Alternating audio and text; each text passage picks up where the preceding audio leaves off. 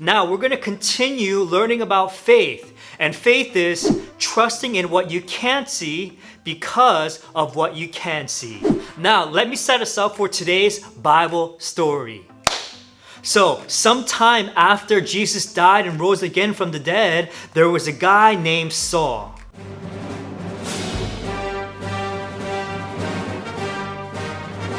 And he went from place to place looking for people who followed Jesus so that he could throw them into jail. And one day, as he was walking to the city of Damascus, he had this encounter with Jesus himself. There was this bright light that blinded Saul. And so today's story picks up 3 days after that event. There was a Jesus follower in the city of Damascus named Ananias.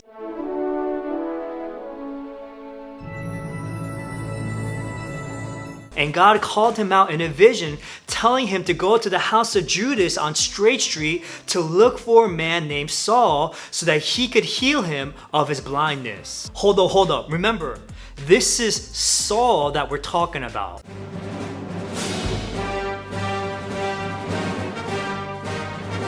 Yeah, that dude, he did not like Jesus' followers one bit. He kind of scares me. Ananias heard all about Saul. He heard how he arrested people who followed Jesus and threw them into jail. You know what? Ananias probably heard stories about how Saul was holding the coats of the men that stoned Stephen. So Ananias was terrified and scared of meeting Saul. And so this is what Ananias said back to God. This is what he said. Lord, Ananias answered, I've heard many reports about this man. They say that he has done great harm to your holy people in Jerusalem. Now he has come here to arrest all those who worship you. The chief priests had given him authority to do this. Ananias wasn't so sure about this idea, but God explained to him what his plans were for Saul, and this is what God told Ananias. The Lord said to Ananias, Go, I have chosen this man to work for me. He will announce my name to the Gentiles and to their kings. He will also announce my name to the people of Israel. Ananias obeyed God, so he went to look for Saul and went to the house of Judas on Straight Street. And even though God told Ananias his plan for Saul, Ananias was still scared of him, but he obeyed and went to go look for Saul. He went to the house and he found Saul, and at that point, Saul didn't eat or drink anything for 3 whole days, and on top of that, Saul was blind. And then all of a sudden, Ananias put his hand on Saul, and at that moment, something like scales fell from Saul's eyes, and now all of a sudden, Saul could see. And so he was so excited, he got up, and then Saul got baptized. Before Saul met Jesus on the road to Damascus, he did everything in his power to get rid of all the Jesus followers. He was determined to get rid of all the Christians. You know, people like Ananias.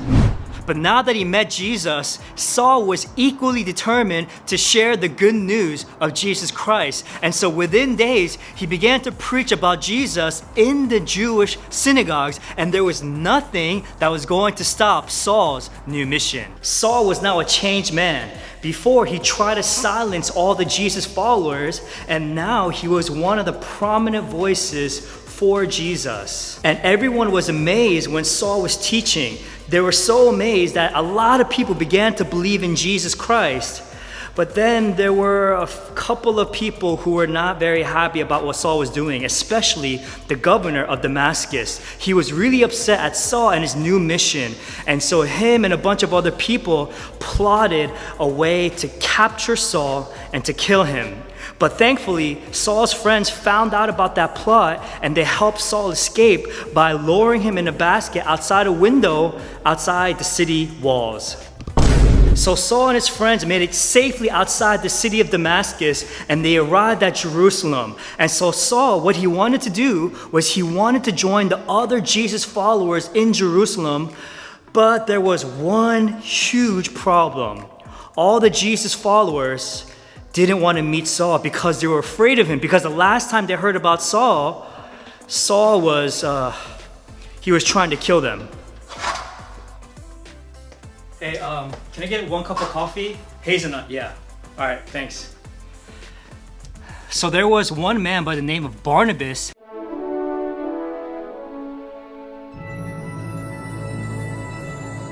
and he stepped in to help Saul. He took Saul and he took him to Peter, James, and the other leaders of the early church, and he told them everything that had happened to Saul. He told them how he met Jesus on the road to Damascus and how he was blinded for 3 days. So in short, Barnabas pretty much told them how Saul had a change of heart. Oh, thanks. Oh, thank you. Hazelnut coffee, it's my favorite. You gotta try it when you come here.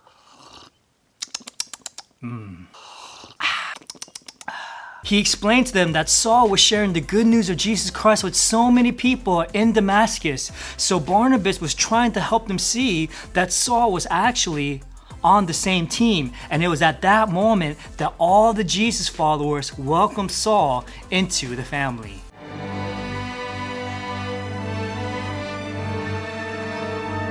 So in Jerusalem, Saul continued to preach the gospel boldly to everyone that he came into contact with. But at the same time, there was another group of religious leaders that were very upset with Saul. And so they plotted and they tried to figure a way to capture Saul and to kill him. But fortunately, Saul found out early enough, so he escaped to his hometown called Tarsus, and there he waited for God's next direction. You know, Ananias, Barnabas, and the other Jesus followers helped Saul spread the message of Jesus. And so the number of believers grew so much through the power of the Holy Spirit. But you know, it wasn't easy for Ananias or Barnabas because they were scared working with Saul. They didn't know if they could trust him yet because they heard so much bad things about Saul and how he arrested and terrorized all these Christians. And Saul, he didn't have it easy either because he knew that if he continued to spread the gospel, if he continued to share about Jesus, then his life would be in danger as well. And still, all these three men put their faith in Jesus even when they were scared. And I think the reason why they had this boldness and the reason why they were courageous is because they remembered this one truth, and that's knowing Jesus can help you face your fears. And I love that. And that's our bottom line for today. And it's so good that I want to say it one more time. Knowing Jesus can help you face your fears. You and I can have that same kind of courageous faith. When we put our faith and our hope and trust in Jesus Christ, the power of the Holy Spirit will help us face our fears so that we can continue to live a life of faith. What are you guys afraid of today? Maybe some of you guys are afraid of meeting new friends at school.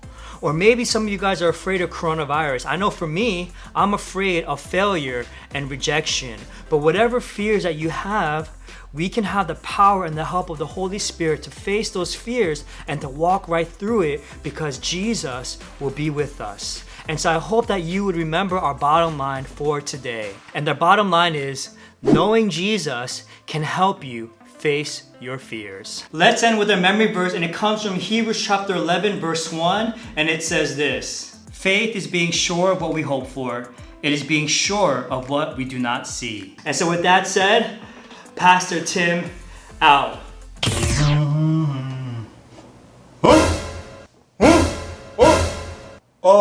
Pastor Tim out.